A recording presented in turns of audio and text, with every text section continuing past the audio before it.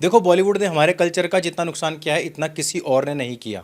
पूरा का पूरा समाज भी यदि हमारे देश या हमारे धर्म के खिलाफ लग जाए, उससे हजार गुना ज़्यादा नुकसान बॉलीवुड की एक वेब सीरीज या एक फिल्म ही कर देती है।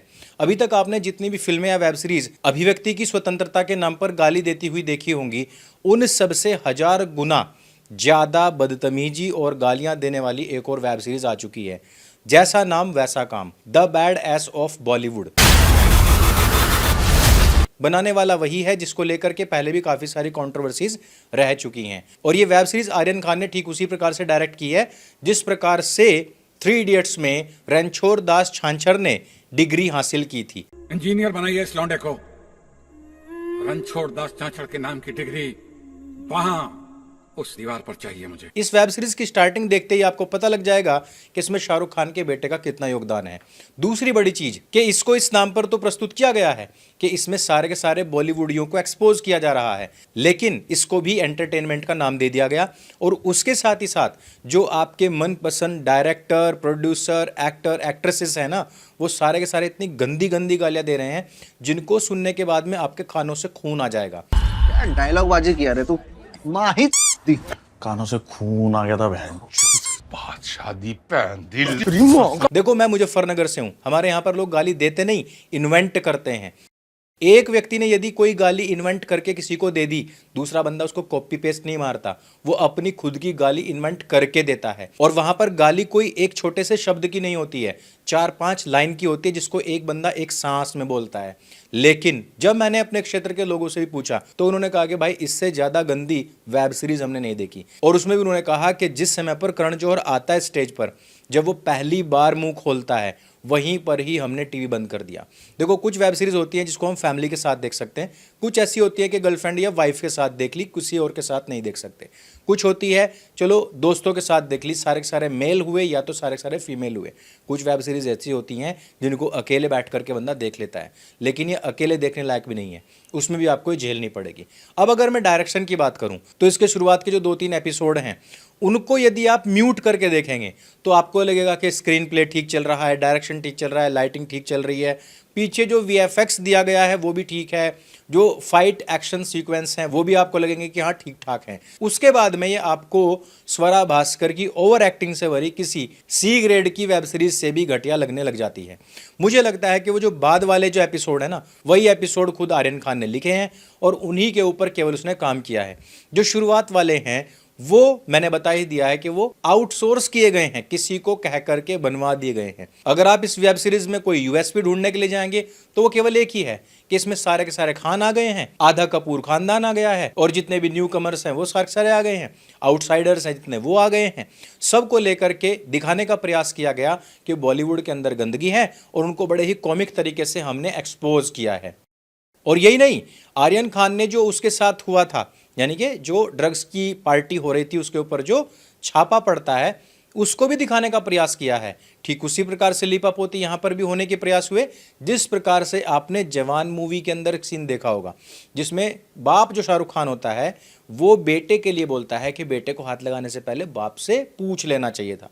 बेटे को हाथ लगाने से पहले बाप से बात कर। तो उस वाले सीक्वेंस को भी निकाल करके लोगों ने क्या कहा था कि देखो ये जवाब है शाहरुख खान का कि आर्यन खान को हाथ लगाने से पहले कम से कम शाहरुख खान से तो बात कर ही लेनी चाहिए थी। ये सारी के सारी जितनी भी पॉलिटिक्स है, राजनीति है, इन सब का मिक्सअप इसमें डालने का प्रयास किया गया है। तो वैसे तो मैं इस प्रकार की कोई वेब सीरीज नहीं देखता हूं, परंतु मुझे इतने सारे ईमेल आए जिसमें लोगों ने कहा कि भाई साहब कम से कम अपने लोगों को अवेयर कीजिए कि इस प्रकार की घटिया वेब सीरीज को नेटफ्लिक्स का सब्सक्रिप्शन लेकर के तो छोड़ दो कि कहीं से डाउनलोड करके भी ना देखें। कारण क्या होता है कि जो इस प्रकार के चलचित्र होते हैं उनको यदि हम देख भर लें तो उससे भी हमारे मन मस्तिष्क के ऊपर कहीं ना कहीं प्रभाव तो पड़ता है। और ये जो एक एज होती है 14 से लेकर के 22-25 साल तक की, जो चलचित्र होते हैं, जो वीडियोस होते हैं, जो फोटोज होते हैं, ये बहुत ज़्यादा ट्रिगर करते हैं। ये फिर हमें न्यू कूल लगने लग जाता है। इसी तरह का एक वायरस आपने देखा होगा सैयारा मूवी का। वो फिल्म बिल्कुल नहीं चल रही थी, उसके बारे में किसी को कुछ भी नहीं पता था। उसके बाद में कुछ चिल्लर, कुछ चिमकांडीज भेजे गए थे सिनेमा हॉल में और कहा गया था कि अब तुम्हें ग्लूकोज की बोतल लगा करके इस वीडियो को शूट करना है, कभी तुम्हें रोते हुए शूट करना है, कभी तुम्हें वहां पर कोई एक्टिंग करते हुए ऐसे शूट करना है। लड़कियों से कहा गया कि तुम्हें इस प्रकार से रोना है। अब क्या हुआ कि वो पूरा का पूरा कल्चर बन गया।